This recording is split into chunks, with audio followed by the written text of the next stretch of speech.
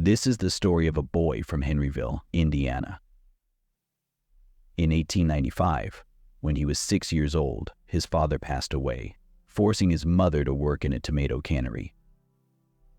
He had to cook and care for his siblings, facing life's hardships at a very young age. By the age of 10, he was working as a farmhand. After dropping out of high school in 6th grade, he left home and started working as a painter of horse carriages. At 16, he faked his age to enlist in the U.S. Army.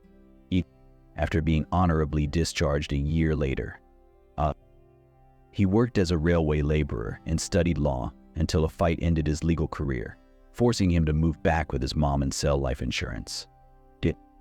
He was fired from that job too for not following orders.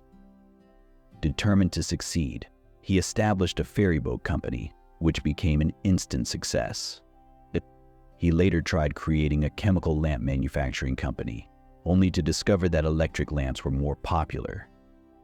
Undeterred, he moved on to work as a salesman for a tire company, but lost his job when the company closed its plant.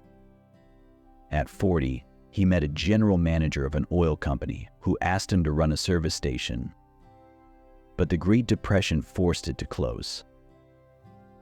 He then ran a service station for Shell Oil Company rent-free in exchange for a percentage of sales. Here, he started serving chicken dishes, and his pan-fried chicken became a local favorite. He eventually opened a proper restaurant.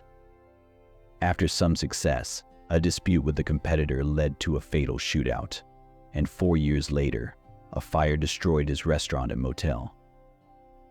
Despite these setbacks, he rebuilt and operated a new motel with a 140-seat restaurant until World War II forced him to close it.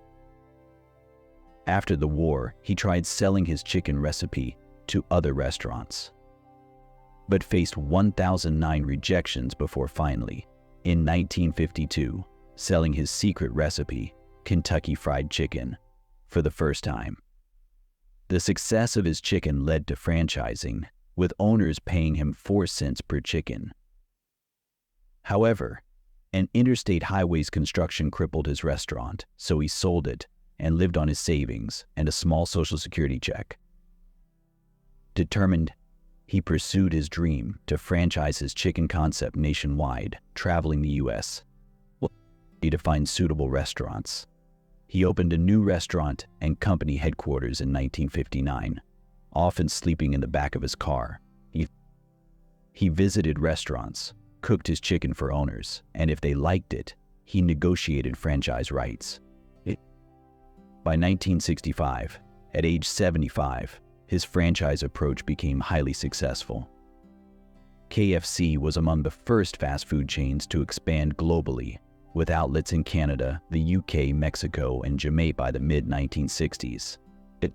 Even after selling the company, he traveled over 400,000 kilometers a year, visiting KFC restaurants worldwide. At 90, Colonel Sanders passed away, leaving behind 6,000 KFC locations in 48 countries. By 2018, there were 22,621 KFC restaurants worldwide. His story reminds us that rejection and setbacks are part of the journey to success. Colonel Sanders, a 6th grade dropout who faced numerous hardships, became the world's most famous cook after reaching retirement age, teaching us that dedication and hard work can create success at any stage of life.